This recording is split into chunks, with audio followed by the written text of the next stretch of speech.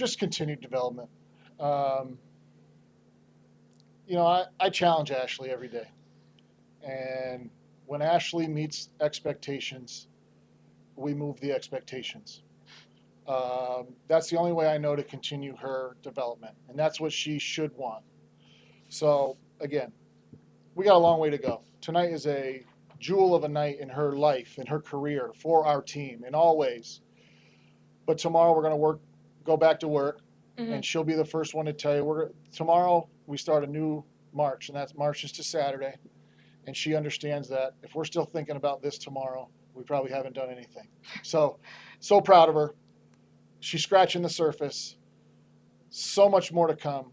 I look forward to every day because every day she gets a little bit better. And it's not fast enough for me personally or her, but it's so special to watch. And just love coaching her. Love that she's on our team. And I really love that she's becoming a really foundational voice for us. I mean, in the beginning of the season, we were in an away game. We lost that game, and I had a conversation with Molly, and it helped knowing that a great player who came through Bucknell still cared about the program and still cared enough to come to a game and have a conversation with me. And some of the things she said to me I really took them to heart, and I've tried to implement them into my game and just keeping my composure when we come down, and just interacting on the court, body language, all that stuff. I think that's shows signs of maturity, and I know I'm only a sophomore, but it's things I'm still working on. Just my teammates believing in me when they threw the ball in the post. I know it's hard, playing with someone who's taking most of the shots, and I love to pass the ball. I love, it. It's a great feeling to, assist a teammate. Just the one-on-one situation that I had in the post, just really was to my benefit, so just all the moves, some of them, I don't know where they came from, just reading the defense, but I'm glad they went in. The ref at the beginning of the game, I gave him the ball. He said, "Is this the one that's going to go in for you?" And I said, "God, I hope so."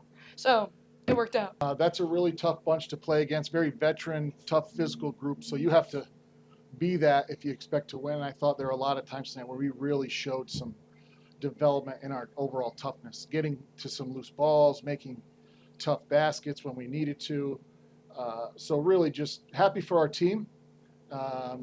Last week was a tough week. To be able to get back home and get back on track was important, and I thought our team took the message we tried to send in practice well and came out and competed well and earned the victory.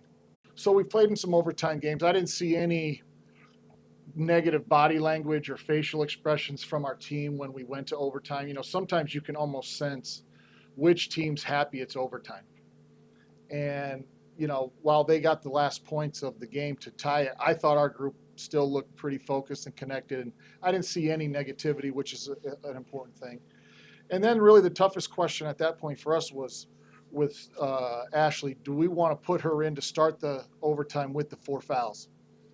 And I think, it's a compliment to her. 2 months ago, I would not have started her in overtime.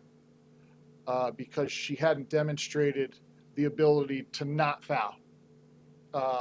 And so that shows my trust in her and her growth. I'm not taking the credit. She's earned the trust because she has grown and developed and matured and now was able to, the last 5 minutes, overtime, huge game, play disciplined defense, still anchor us, do all the right things, and not pick up a silly foul. So, again, credit to her. She's grown, and glad we kept her in there.